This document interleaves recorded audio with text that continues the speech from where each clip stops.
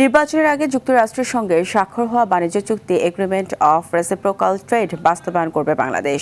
আমেরিকার সহকারী পররাষ্ট্রমন্ত্রী এস পল কাপুরের সাথে বৈঠকের পর এ কথা জানিয়েছেন পররাষ্ট্রমন্ত্রী ডক্টর খলিলুর রহমান।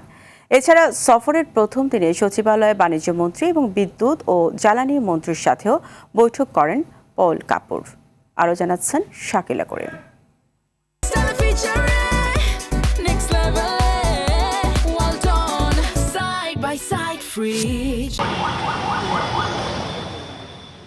দুই দিনের সফরের প্রথম দিন পররাষ্ট্রমন্ত্রী ও প্রতিমন্ত্রীর সাথে বৈঠক করতে সকাল ৯টার কিছু পর পররাষ্ট্র মন্ত্রণালয়ে আসেন আমেরিকার দক্ষিণ ও মধ্য এশিয়া বিষয়ক সহকারী পররাষ্ট্রমন্ত্রী এস পল কাপুর। নতুন সরকার গঠনের পর আমেরিকার উচ্চ পর্যায়ের কোনো কর্মকর্তার এটি প্রথম বাংলাদেশ সফর। বৈঠকের পর গণমাধ্যমে কোনো ব্রিফিং না করলেও পররাষ্ট্রমন্ত্রীর সাথে বৈঠক ভালো হয়েছে মন্তব্য করে বেরিয়ে যান মার্কিন এই শীর্ষ কর্মকর্তা। সচিবালয়ে বাণিজ্য মন্ত্রীর সঙ্গে বৈঠক করেন পল কাপুর। পরে বাণিজ্যমন্ত্রী জানান, অন্তর্বর্তী সরকারের সময় হওয়া বাণিজ্য চুক্তি নিয়ে বাংলাদেশ উদ্বিগ্ন নয়।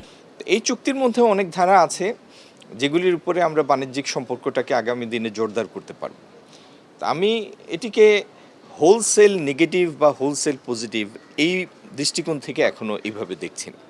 এছাড়া বিদ্যুৎ ও জ্বালানি মন্ত্রীর সাথে বৈঠকে জ্বালানি সমস্যার সমাধানে যুক্তরাষ্ট্রের সহযোগিতা চেয়েছে বাংলাদেশ। ওদের সাথে আলোচনা করলাম আমরা যে তারা আমাদেরকে এই ক্রাইসিস মুভমেন্টে আমাদের কি কোঅপারেশন করতে পারে। এটা দুই অ্যাম্বাসাডারকে একই কথা বলছে এবং যে অ্যাসিস্ট্যান্ট সেক্রেটারি আসছে তাকে বলছে। বিকেলে পররাষ্ট্রমন্ত্রী জানান, দ্বিপাক্ষিক সম্পর্ক এগিয়ে নেওয়ার বিষয়ে কথা হয়েছে পল কাপুরের সাথে। আলোচনায় ছিল মধ্যপ্রাচ্য ইস্যুও। আমাদের দেশের সুরক্ষা যাতে বিপর্যস্ত না হয় সেটা আমাদের সবচাইতে বড় একটা অগ্রাধিকার।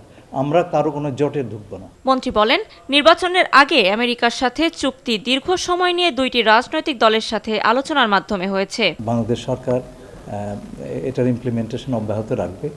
তো আমি তাকে বলেছি যে এখন তো 15% আমাদেরকে দিয়ে রেখেছে সেকশন 122 আন্ডারে।